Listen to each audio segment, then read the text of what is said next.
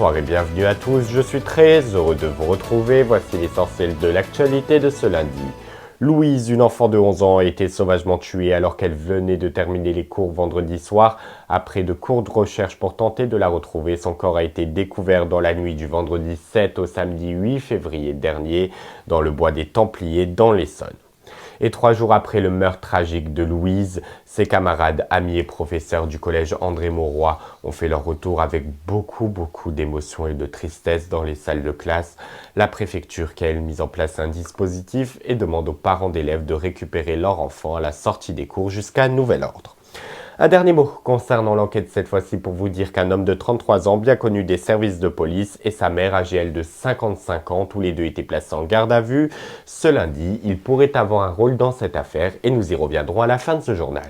Dans le reste de l'actualité de ce lundi, presque 5 ans après l'attentat de la basilique de Nice qui a coûté la vie à 3 personnes et fait plusieurs blessés en octobre 2020, ce lundi s'est ouvert le procès, il devrait durer 3 semaines. L'auteur toujours vivant, Brahim Awissaoui, un Tunisien de 25 ans, encourt la peine maximale de la réclusion criminelle à perpétuité. Aujourd'hui, lundi 10 février 2025, marque l'ouverture de 2 jours du Grand Sommet sur l'IA au Grand Palais à Paris. L'intelligence artificielle qui, on va pas se le mentir, a évolué à une vitesse folle seulement 2 ans après la découverte de ChatGPT. Pour en parler, plusieurs dirigeants politiques et chefs d'entreprise se sont donné rendez-vous sur place. Hier soir, Emmanuel Macron, invité exceptionnel de 20h30 le dimanche sur France 2. Emmanuel Macron annonçait un investissement de 109 milliards d'euros pour les prochaines années à ce sujet. Et aussi dans une courte vidéo sur ses réseaux sociaux, il s'est parodié. Écoutons et regardons le chef de l'État.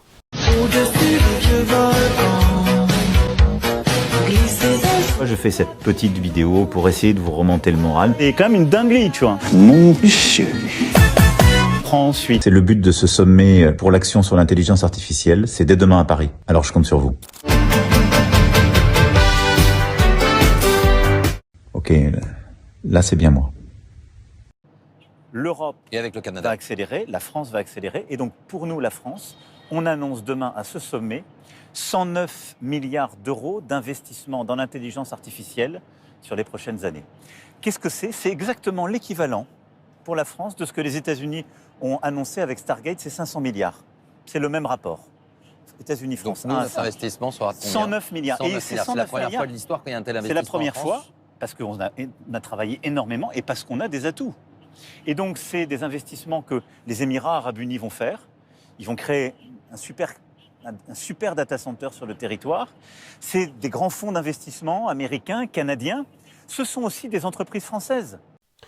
Et juste avant de refermer ce journal, revenons sur la principale information de ce lundi. 3 jours après le meurtre tragique de Louise, cette enfant de 11 ans retrouvée morte dans le bois des Templiers dans l'Essonne, alors qu'elle avait disparu à la sortie de son collège vendredi. L'enquête se poursuit pour déterminer les causes exactes de sa disparition. Aujourd'hui, les élèves du collège André Mauroy sont retournés dans les salles de classe. Une journée remplie d'émotions et de tristesse pour ses camarades et amis de Louise. La préfecture qui a mis en place un dispositif et demande aux parents d'élèves de ne pas laisser leur enfant aller seul en cours. Et concernant l'enquête, sachez qu'un homme de 33 ans et sa mère ont été placés en garde à vue aujourd'hui. L'homme qui est bien connu des services de police pour des délits annonçait le parquet d'Evry.